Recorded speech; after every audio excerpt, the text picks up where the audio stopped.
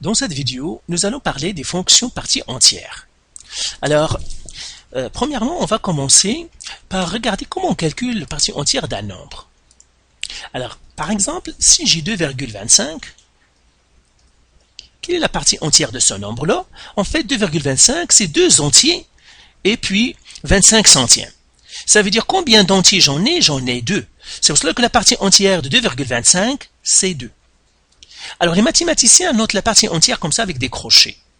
Donc, on va faire 2,25 égale à 2. Quelle est la partie entière de 3? Eh bien, combien d'entiers j'en ai? Il y en a 3. Donc, la partie entière de 3, c'est 3. Donc, je peux l'écrire ainsi, partie entière de 3 est égale à 3. Si je prends maintenant 7 qui divise 7 sur 2, quelle est sa partie entière? En fait, 7 sur 2, si je le fais en nombre fractionnaire, eh bien, 7 sur 2, c'est encore 3,2. Et c'est comme si j'ai 3 entiers et 2 dixièmes. Donc, en fait, la partie entière de 7 sur 2, en fait, c'est 3. En fait, comment je trouve la partie entière? C'est très simple. Il suffit de tracer la droite numérique. Et la partie entière d'un nombre, en fait, c'est l'entier qui le précède. Donc, par exemple, je vais prendre 0. Ça, c'est 1, 2, 3, 4. Ici, j'aurai moins 1, moins 2, moins 3, etc. Par exemple, si je prends 2,25, où est-ce que je vais placer 2,25? 2,25, c'est ici. Alors, quel est l'entier qui le précède? C'est 2. C'est pour cela que la partie entière de 2,5, c'est 2, parce que c'est l'entier qui précède 2,5. Si je prends 3, quel est l'entier qui précède 3? C'est lui-même, parce que 3 est un entier, il précède lui-même, donc c'est pour cela que la partie entière de 3, c'est 3. 7 sur 2, si je vois 7 sur 2, où est-ce qu'il est? 7 sur 2, c'est 3,5, c'est ici. Quel est l'entier qui précède 3,5? C'est 3. Donc, c'est la partie entière de 7 sur 2, c'est 3. Maintenant, si je prends racine de 2, par exemple, je vais chercher la partie entière de racine de 2. Eh bien, racine de 2, en fait, c'est quoi? Si je l'écris en nombre à virgule, c'est 1,14 et puis de la virgule. Ça veut dire, si je veux faire racine de 2, c'est 1, quelque chose, c'est ici. Donc, quel est l'entier qui le précède? C'est 1. Donc, la partie entière de racine de 2, c'est 1. Maintenant, si on a des nombres négatifs, prenons par exemple, je vais chercher la partie entière de moins 1,5. Alors, quel est l'entier de la partie entière de moins 1,5? Il suffit que je place moins 1,5. Où est-ce que je vais placer moins 1,5 dans la droite numérique? Moins 1,5, c'est ici. Donc, sa partie entière, quel est l'entier qui le précède? C'est moins 2. Donc, la partie entière de moins 1,5, c'est moins 2. Faites attention quand vous avez les nombres négatifs. Parce qu'on a tendance à dire c'est moins 1, alors que c'est pas ça. Il faut toujours regarder l'entier qui le précède. Maintenant, si je vais chercher la partie entière de moins, par exemple, 3. Eh bien, moins 3, c'est un entier. Eh bien, l'entier qui précède moins 3, c'est lui-même. Et par suite, la partie entière de moins 3, c'est moins 3. Quelle est la partie entière de 0,37? Eh bien, je regarde, 0,37, je dois le mettre quelque part ici. Et par suite, le nombre qui le précède, l'entier qui le précède, c'est 0. Donc, la partie entière de 0,37, c'est 0. Dernièrement, faisons la partie entière de moins 0,25. Alors, moins 0,25, ça doit être quelque part ici. Et par suite, quel est l'entier qui le précède? C'est moins 1. Donc, moins 0,25, c'est moins 1. Donc, ce qu'il faut retenir, c'est que la partie entière d'un nombre, c'est l'entier qui précède ce nombre sur la droite numérique. Et puis, la partie entière d'un entier, c'est lui-même, parce qu'il précède lui-même. Alors maintenant, qu'on a compris comment on calcule la partie entière d'un nombre, on va faire tracer la fonction f de x qui est égale à la partie entière de x. Eh bien, c'est très simple à tracer, c'est une fonction qui est très simple à tracer. Tout simplement, je regarde de 0 à 1. Quelle est la partie pour les nombres qui sont entre 0 et 1? Par exemple, les nombres qui sont 0,5, par exemple, quel est l'entier qui les précède? C'est 0. Donc, tous les nombres qui sont ici, l'entier qui les précède, c'est 0. Tous ceux qui s'écrivent 0,9, 0,1, tous ceux qui 0, quelque chose, l'entier qui les précède, c'est 0. Donc, je vais faire un trait comme ça, 0. Alors, la partie entière de 1, ce n'est pas 0, c'est 1. C'est pour cela que je dois mettre un point vide pour dire que la partie entière de 1, c'est pas 0. Mais la partie entière de 1, c'est quoi? C'est 1. Donc, je dois mettre un point plein pour dire que la partie entière de 1, c'est 1. Maintenant, entre 1 et 2, tous ceux qui s'écrivent 1, quelque chose, quel est l'entier qui les précède? C'est 1. Donc, tous les nombres qui sont dans cet intervalle-là, ou bien dans ce segment-là, eh bien, l'entier qui les précède, c'est 1. Donc, leur partie entière, c'est 1. On va s'arrêter jusqu'à quoi? Jusqu'à 2. Ça veut dire 1,9, 1,9999, c'est toujours 1. Mais 2, lui, sa partie entière, c'est 2. C'est pour cela qu'on aura ici 2. Maintenant, pour 3, entre 2 et 3, l'entier qui les précède, tous ceux qui sont ici, l'entier qui les précède, c'est 2. Donc, ça va être comme ça. Et puis, la partie entière de 3, c'est 3. Alors, la même chose, 3 ici jusqu'à 4, etc. Maintenant, regardons les négatifs. Eh bien, regardons les nombres qui sont entre moins 1 et 0. Tous ces nombres-là, quel est l'entier qui les précède? C'est moins 1. Donc, tous ces nombres-là, ça serait moins 1. Donc, ça va être d'ici à ici. Mais la partie entière de 0, c'est 0, ce n'est pas moins 1, c'est pour cela qu'on va mettre un point vide. Et la partie entière de moins 1, c'est moins 1, c'est pour cela qu'on a mis un point plein. La même chose ici, tous les entiers qui sont ici, entre moins 1 et moins 2, quel est l'entier qui les précède? C'est moins 2. Donc leur partie entière, c'est moins 2. Et par suite, ça va être comme ça. La partie entière de moins 1, ce n'est pas moins 2, c'est moins 1, c'est pour cela qu'on va mettre un point vide. Et voilà, vous avez compris, ça va être encore un point plein, un point vide. Alors, la même chose jusqu'à l'infini, hein, donc la même chose ici jusqu'à l'infini. Alors, vous voyez que la fonction partie entière, c'est une fonction qui appartient à la famille des fonctions en escalier. D'accord? Pourquoi c'est un escalier? Ce sont des fonctions en escalier.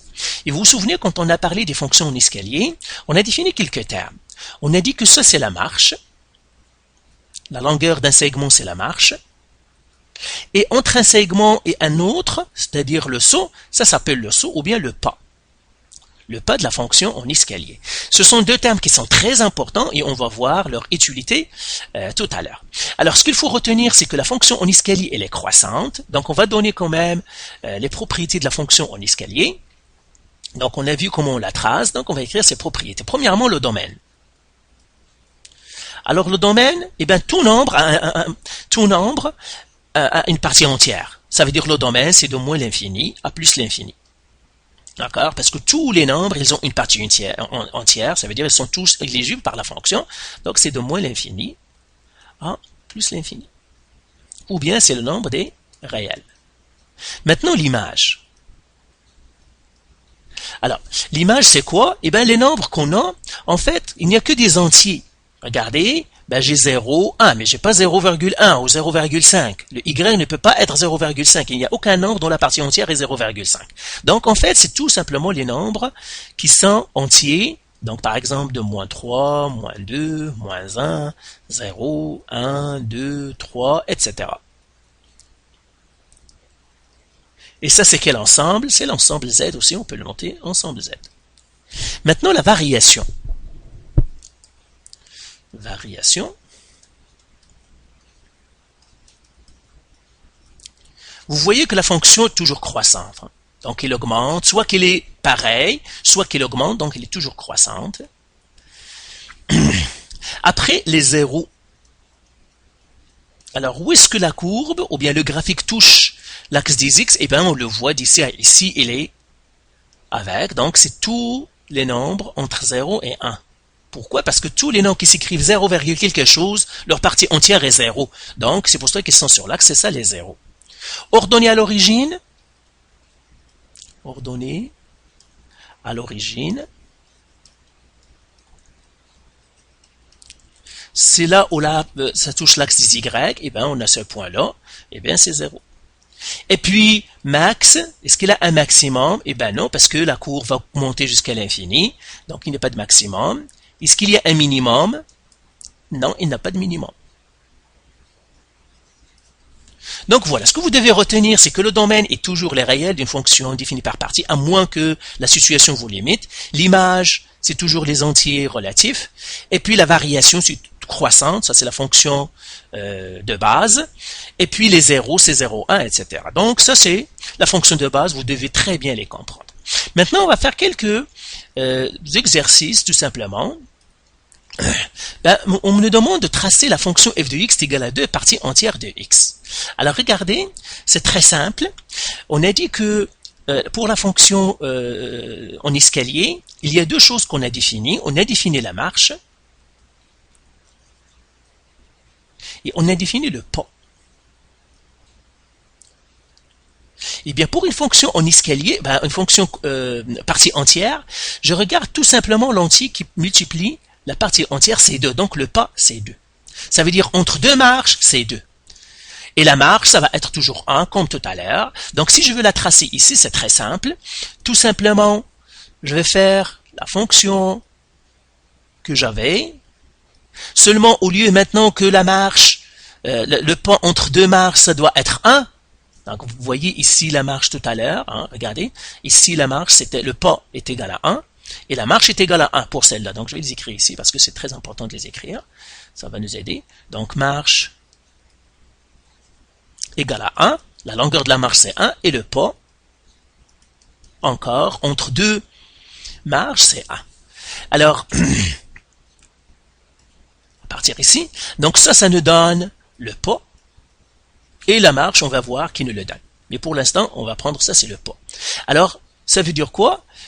Je continue à tracer. Au lieu que je trace maintenant l'autre segment ici, je vais partir à 2. Donc, ça va partir ici. Pour 3, encore une fois, je dois sauter. C'est 2, jusqu'à 4. Parce que la marche, le pas, c'est de 2. La même chose ici. La marche, c'est de 2. Entre une marche et un, c'est 2. Donc, on va faire comme ça. Et la même chose.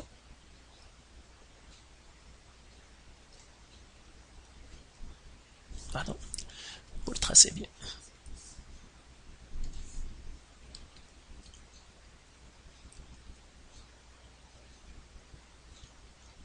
Etc. Ça va être ici. Très bien. Tout simplement parce que le 2, là, ça me donne le pas. Entre une marche et une marche, c'est combien? C'est 2. Alors, faisons un dernier exemple ici. Regardez, j'ai f de x est égal à 3, 2x. Alors là, la première chose que je dois faire, parce que je sais que ça veut dire la partie entière, comment je la trace, c'est de vide vers jusqu'à rempli. Eh bien, premièrement, je vais faire ici, ça c'est moins 2, moins 3, moins 4, etc. Ça c'est 2, 5, etc. La première chose, je dois déterminer la marche, la longueur de la marche. Alors la marche ici, eh bien, regardez, puisque j'ai 2 ici, la longueur de la marche, ça va être 1 sur 2. Le pas, eh bien, ça va être le nombre que j'ai ici, c'est 3. Donc, quand je veux trouver la marche, c'est tout simplement, je prends ce nombre-là, je fais 1 sur ce nombre, ça me donne la marche. Donc, la marche, c'est combien? C'est 0,5. Ça veut dire que la longueur d'une marche, c'est 0,5, et le pas, c'est 3. Entre une marche et une autre, c'est 3 pas, et la longueur de la marche, c'est 0,5. Donc, si je vais le tracer maintenant, la longueur de la marche, c'est 0,5. Donc, je vais faire comme ça. Et je vais faire un cercle, parce que c'est ça. Maintenant, l'autre, c'est 3. Donc, je fais 1, 2, 3, et ça va être comme ça. La longueur de la marche, c'est la moitié, 0,5. Ça va être comme ça. Maintenant, pour 2, donc, en fait, la longueur de la marche, c'est la moitié. Donc, et je dois sauter de 3. Donc, 1, 2, 3. Donc, ça va être comme ça. Et la moitié. Etc., etc. La même chose que pour les négatifs. Donc, la marche, la longueur de la marche, c'est 3. Donc, j'ai moins 1, moins 2, moins 3. Et la longueur de la marche, c'est la moitié. Donc, c'est comme ça. Etc., etc. Donc, voilà comment on trace une fonction en escalier, définie par partie. Dans la deuxième partie de la vidéo, de ce cours, on va voir comment on trace. Moi, je vous donne tout simplement un avant-goût, comment on trace la fonction partie entière en utilisant la fonction partie entière de base. Et puis, dans la partie 2, on va voir comment on trace les fonctions partie entière plus compliquées. Donc, voilà.